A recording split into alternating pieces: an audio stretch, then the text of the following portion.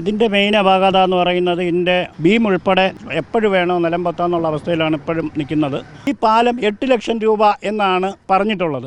Actual ഈ പാലത്തിന് 6 ലക്ഷം രൂപ ഈ പാലത്തിനും അല്ല അനുവദിച്ചത്. പാടശ്ശേരി പാലത്തിന് അനുവദിച്ച തുക വകമാറ്റി ചിലവഴിച്ച് മാത്രമാണ് ഈ പാലം നിർമ്മിച്ചിട്ടുള്ളത്. ഇതിന് ഏറി വന്നാൽ ഒരു 2 ലക്ഷം രൂപയുടെ പണി പോലും ആകില്ല എന്നാണ് ഞാൻ ഇതിൽ നിന്നും മനസ്സിലാക്കുന്നത്. കാരണം ഈ നെറ്റെല്ലാം പഴയ കമ്പികൾ തന്നെയാണ്. അതിനെ ഒന്ന് മിനുസപ്പെടുത്തി പെയിന്റ് അടിച്ചു വച്ചു എന്നുള്ളതല്ലാതെ ഇവിടെ ഒരു വലിയ വിടവായിരുന്നു. ആ വിടവ് ഞാൻ സമരത്തിന്റെ അന്ന് ചൂണ്ടിക്കാണിച്ചതുകൊണ്ട് ഈ 2 കമ്പി കൊണ്ടുവന്ന് കെട്ടിവെച്ചിരിക്കുന്നതാണിത്. ഞാൻ ഈ അപാകത ചൂണ്ടിക്കാണിച്ചപ്പോൾ കൗൺസിലർ നേരിട്ട് വന്ന് എൻ്റെ മണ്ഡലം പ്രസിഡന്റ് അരുൺ ഉൾപ്പെടെ ഉള്ളവർ പ്രതിഷേധ പരിപാടി സംഘടിപ്പിച്ചപ്പോൾ അദ്ദേഹം ഡയറക്റ്റായി വന്ന് എൻ്റെ അമ്മയ്ക്ക് ചേർത്ത് ചീത്ത വിളിക്കുകയും എന്നെ കയ്യും കാലും വെട്ടി ഈ ആറ്റിൽ തള്ളുമെന്നും കാണിച്ചു തരാമെന്നും പറഞ്ഞ് ഭീഷണിപ്പെടുത്തുകയുണ്ടായി. അതൊന്നും ഞാൻ കണക്കിലെടുക്കുന്നില്ല.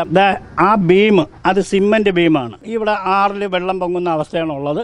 ഒരു കുത്തൊഴുക്ക് വന്നു കഴിഞ്ഞാൽ ഉറപ്പായിട്ടും ആ ബീം ഒറ്റ സ്റ്റെപ്പിനങ്ങ് ഇരിക്കും. ഇത് കംപ്ലീറ്റ് പൊട്ടിപ്പൊളിഞ്ഞിരിക്കുകയാണ്.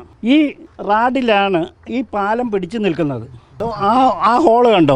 ആ റാഡ് നിൽക്കുന്ന ഹോള് കണ്ടോ? ഇതാണ് 8 ലക്ഷം രൂപയുടെ നവീകരണമെന്ന് കൗൺസിലർ പറയുന്നത്.